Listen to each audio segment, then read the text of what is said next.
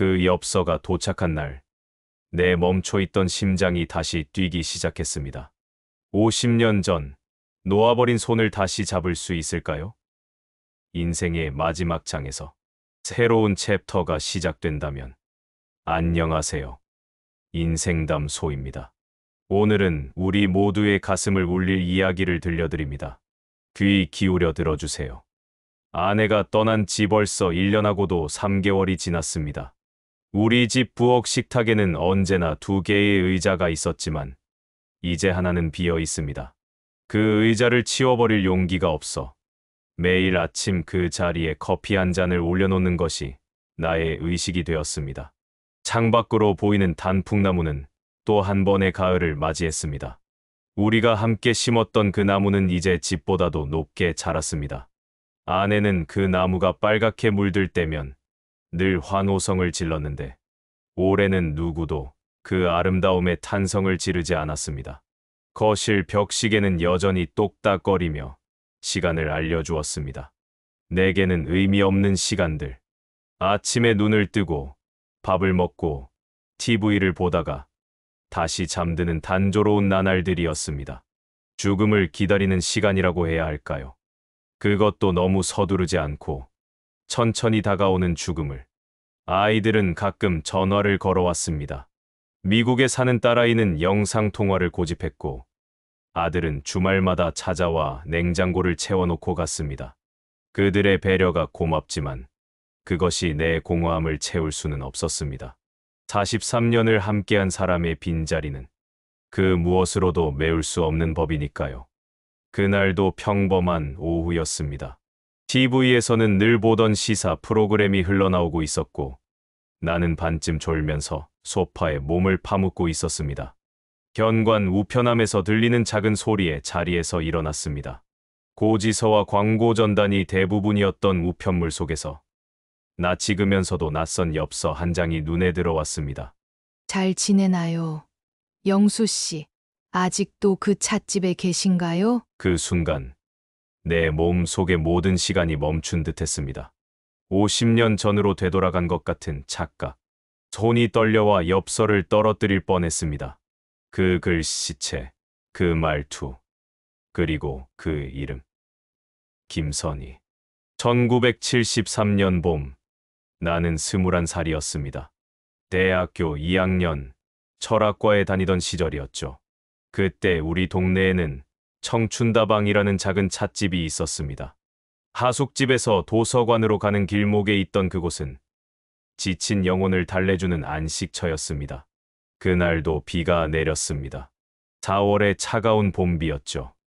우산도 없이 뛰어들어간 다방에서 처음 그녀를 보았습니다. 창가에 앉아 책을 읽고 있던 그녀.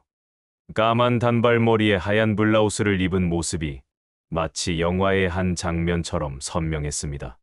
우연은 계속되었습니다. 같은 대학 다른과 그녀는 국문과 학생이었죠. 종종 청춘다방에서 마주치던 우리는 어느새 같은 시간에 그곳에 가는 암묵적인 약속을 만들어냈습니다. 처음에는 각자의 자리에서 책을 읽다가 나중에는 같은 테이블에 앉아 이야기를 나누게 되었습니다. 선희는 시를 좋아했습니다. 김소월, 윤동주, 그리고 당시에는 금기시되던 한용운의 시까지. 그녀의 낭독으로 듣는 시는 마치 음악처럼 아름다웠습니다.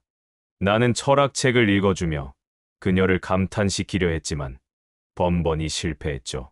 그녀는 내가 이해하지 못한 니체의 구절을 쉽게 풀어내곤 했으니까요. 우리의 봄은 짧았습니다. 여름이 오기 전 그녀의 아버지가 갑자기 돌아가셨다는 소식을 들었습니다. 가장을 잃은 그녀의 가족은 시골로 내려가야 했고 그녀는 학업을 중단해야 했습니다. 마지막으로 만난 날, 우리는 청춘다방에서 긴 침묵 속에 앉아 있었습니다. 그녀는 자신이 돌아올 수 있을지 모르겠다고 했습니다. 나는 기다리겠다고 약속했지만 그것이 얼마나 무책임한 약속인지도 모른 채 우리의 이별은 눈물도 포옹도 없이 그저 조용했습니다. 마지막 인사처럼 그녀는 내게 윤동주의 시집을 건네주었습니다. 다시 만날 수 있겠죠. 영수 씨, 그녀의 질문에 나는 고개만 끄덕였습니다. 하지만 역사는 우리의 약속을 비웃듯 흘러갔습니다.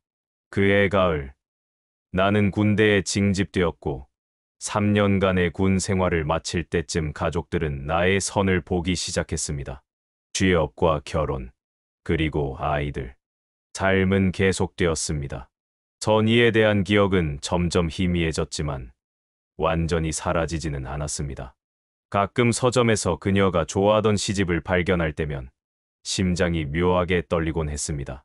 하지만 그것은 단지 지나간 청춘에 대한 향수일 뿐이라고 생각했습니다.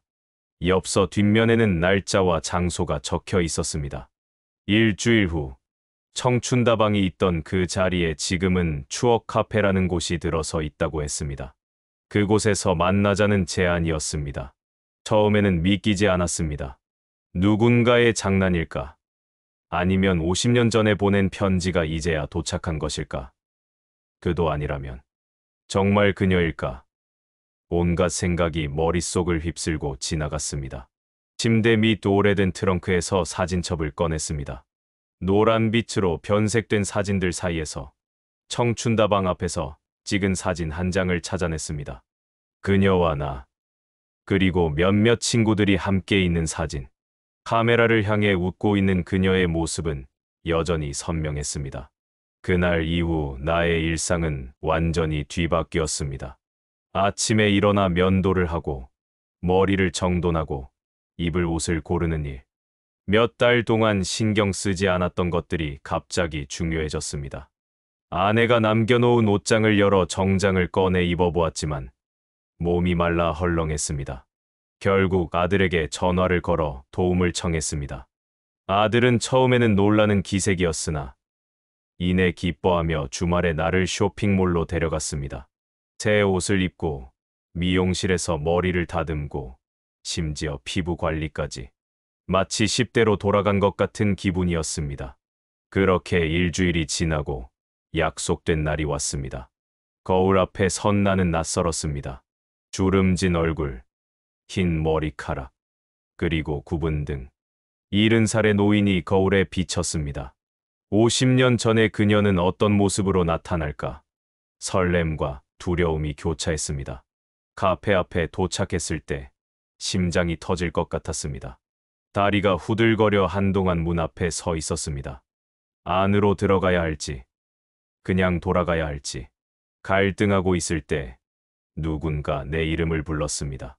돌아보니 그녀였습니다. 긴 머리를 단정하게 묶은 노인. 하지만 그 눈빛만은 50년 전 그대로였습니다. 시간이 멈춘 것처럼 우리는 한동안 말없이 서로를 바라보았습니다. 많이 변했죠? 그녀가 먼저 입을 열었습니다. 아니요. 눈빛은 그대로입니다. 내 대답에 그녀는 수줍게 웃었습니다. 카페 안으로 들어가 창가 자리에 앉았습니다. 그곳은 예전 청춘다방과는 전혀 달랐지만 묘하게도 비슷한 분위기를 간직하고 있었습니다. 벽에는 70년대 가수들의 LP판이 장식되어 있었고 작은 스피커에서는 조용히 옛 노래가 흘러나왔습니다. 우리는 50년의 세월을 메우기 위해 이야기를 시작했습니다. 그녀는 시골에서 초등학교 교사로 일했다고 했습니다. 결혼은 했지만 아이는 없었고 남편은 10년 전에 먼저 세상을 떠났다고 했습니다. 몇 년 전부터 서울로 돌아와 조카의 집 근처의 작은 아파트를 얻어 살고 있다고 했습니다. 영수 씨는 행복하게 사셨나요? 그녀의 질문에 나는 잠시 생각에 잠겼습니다. 행복했는가? 아내와의 삶은 평탄했고 두 아이는 모두 훌륭하게 자랐습니다. 직장에서는 인정받았고 퇴직 후에는 조용한 노후를 즐겼습니다. 그것이 행복이라면 행복했다고 말할 수 있을 것입니다. 하지만 내 마음 한구석에는 항상 무언가 빠져 있다는 느낌이 있었습니다. 그럼요. 좋은 아내와 아이들이 있었으니까요. 나는 진실을 반만 말했습니다. 그녀는 내 눈을 들여다보더니 작게 한숨을 쉬었습니다. 그래요. 저도 나름대로 행복했어요. 하지만 그 하지만 뒤에 오는 말은 굳이 듣지 않아도 알 것 같았습니다. 우리의 대화는 현재로 옮겨갔습니다. 그녀가 최근에 읽은 책, 내가 즐겨보는 TV 프로그램, 우리가 좋아하는 음식과 산책 코스. 마치 오랫동안 알고 지낸 친구처럼 자연스럽게 이야기가 이어졌습니다. 해가 질 무렵, 우리는 카페를 나와 근처 공원을 거닐었습니다. 서로의 팔짱을 끼고 천천히 걷는 동안 이상하게도 어색함이 전혀 없었습니다. 마치 50년간의 공백이 없었던 것처럼 우리는 자연스럽게 걸음을 맞추었습니다. 왜 이제야 연락했어요? 궁금증을 참지 못하고 물었습니다. 그녀는 잠시 걸음을 멈추고 먼 하늘을 바라보았습니다. 용기가 없었어요. 영수 씨가 행복한 가정을 이루고 있을 텐데 제가 나타나면 방해가 될까봐. 하지만 친구에게 영수 씨 아내가 돌아가셨다는 부고를 듣고 용기를 내봤어요. 심장이 찌릿했습니다. 그녀는 계속해서 나를 지켜보고 있었다는 뜻이었습니다. 내가 결혼했을 때, 아이들이 태어났을 때, 그리고 아내가 세상을 떠났을 때까지 그녀는 멀리서 나의 삶을 지켜보고 있었던 것입니다. 해가 완전히 지고 가로등이 하나둘 켜지기 시작했습니다. 가을의 저녁 공기는 차가웠지만 내 마음은 이상하게도 따뜻했습니다. 그날 이후 우리는 매주 만나기 시작했습니다. 처음에는 카페에서, 그 다음에는 영화관에서, 그리고 점점 더 다양한 장소로 우리의 만남은 확장되었습니다. 그녀와 함께하는 시간이 늘어날수록 내 삶은 다시 색을 찾아갔습니다. 식탁 위에 놓인 두 번째 커피잔에는 이제 실제로 커피가 담겨 있었습니다. 아침마다 전화를 주고받으며 하루를 시작했고, 저녁에는 오늘 있었던 일들을 나누며 하루를 마무리했습니다. 마치 청춘의 시간으로 돌아간 것 같은 기분이었습니다. 아들과 딸은 처음에는 놀라워했지만 곧 기뻐했습니다. 특히 딸아이는 내가 다시 활기를 찾은 것에 눈물을 흘리며 고마워했습니다. 아내가 떠난 후 내가 얼마나 초라해졌는지 그들은 더 잘 알고 있었나 봅니다. 봄이 다시 찾아왔을 때 나는 그녀에게 조심스럽게 물었습니다. 우리 함께 살아볼까요? 그녀의 눈에 눈물이 고였습니다. 70세의 노인이 프러포즈를 받고 눈물 흘리는 모습이 얼마나 아름다운지 그때 처음 깨달았습니다. 늦지 않았을까요? 그녀가 조심스레 물었습니다. 나는 웃으며 대답했습니다. 지금부터라도 우리 인생 다시 써볼까요? 그렇게 우리는 작은 아파트에서 함께 살기 시작했습니다. 아침에 일어나 그녀가 끓여주는 차를 마시고 함께 신문을 읽고 산책을 나가고 시장을 보고 평범한 일상이지만 그 속에서 우리는 50년 전에 놓쳤던 행복을 하나씩 채워나갔습니다. 물론 쉽지만은 않았습니다. 오랜 세월 동안 각자의 방식으로 살아온 두 사람이 하나의 리듬을 찾는 것은 쉬운 일이 아니었습니다. 그녀는 아침 일찍 일어나는 습관이 있었고 나는 늦게까지 TV를 보는 것을 좋아했습니다. 그녀는 매운 음식을 즐겼지만 나는 위장이 약해 담백한 음식을 선호했습니다. 하지만 우리는 서로를 위해 조금씩 양보하고 배려하는 법을 배웠습니다. 나이 들어 새로운 것을 배운다는 게 때로는 어색하고 힘들었지만 그것 역시 우리의 사랑을 키우는 과정이었습니다. 어느 날 저녁, 그녀가 물었습니다. 영수 씨는 아내를 많이 사랑했죠? 순간 가슴이 철렁했습니다. 이 질문에 어떻게 대답해야 할지 망설여졌습니다. 거짓말을 하자니 그녀에게 미안했고 사실을 말하자니 마치 아내를 배신하는 것 같은 기분이었습니다. 네, 많이 사랑했습니다. 나는 진실을 택했습니다. 그녀의 눈에 슬픔이 스쳐 지나갔지만 이내 따뜻한 미소로 바뀌었습니다. 그래요. 그게 영수 씨니까요. 한 사람을 진심으로 사랑할 줄 아는 사람. 그녀의 이해에 눈시울이 뜨거워졌습니다. 나는 그녀의 손을 꼭 잡았습니다. 하지만 선희 씨, 내 마음 한구석에는 늘 당신이 있었어요. 가끔 꿈에서도 만났고 시집을 볼 때면 당신 목소리가 들리는 것 같았어요. 내가 아내를 사랑한 것은 사실이지만 당신을 잊은 적은 단 한 번도 없었어요. 그녀의 눈에서 눈물이 흘러내렸습니다. 우리는 말없이 서로를 껴안았습니다. 그 포옹 속에는 50년간의 그리움, 후회, 그리고 새로운 시작에 대한 기대가 모두 담겨 있었습니다. 사랑엔 유효기간이 없는 것 같아요. 그녀가 속삭였습니다. 그녀의 말에 나도 깊이 공감했습니다. 젊은 시절의 사랑과 노년의 사랑은 다르지만 그 본질은 같습니다. 서로를 아끼고 보듬고 함께 시간을 나누는 것. 그것이 사랑의 본질이라면 나이는 단지 숫자에 불과했습니다. 우리는 이제 많은 시간이 남아있지 않다는 것을 알고 있습니다. 하지만 그래서 더욱 하루하루를 소중히 여기며 살아갑니다. 아침에 눈을 뜰 때마다 서로의 얼굴을 보는 것에 감사하고 손을 잡고 걷는 그 순간이 얼마나 값진지 깨닫습니다. 50년 전 우리가 놓친 시간들을 되돌릴 수는 없지만 지금부터의 시간은 온전히 우리의 것입니다. 늦게 찾은 사랑이지만 그만큼 더 깊고 진실된 사랑. 황혼역의 우리 사랑은 젊은 날의 사랑보다 더 찬란하게 빛납니다.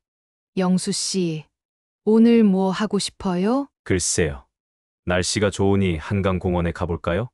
내 제안에 그녀는 기쁘게 고개를 끄덕였습니다. 우리는 천천히 준비를 마치고 집을 나섰습니다. 버스를 타고 한강으로 향하는 길. 창밖으로 보이는 서울의 풍경은 50년 전과는 완전히 달라져 있었지만 우리의 마음만은 그때와 다르지 않았습니다. 공원 벤치에 앉아 강물을 바라보며 우리는 앞으로의 계획을 이야기했습니다. 제주도 여행, 시골집 방문, 손주들과의 만남. 하고 싶은 일들이 점점 늘어갔습니다. 마치 평생을 함께할 것처럼 우리는 먼 미래의 계획까지 세웠습니다. 갑자기 그녀가 내 손을 꼭 잡았습니다. 영수 씨, 약속해 줄래요? 이번엔 절대 놓치지 말아요. 약속합니다. 이번 생은 물론 다음 생에도 당신을 찾을게요.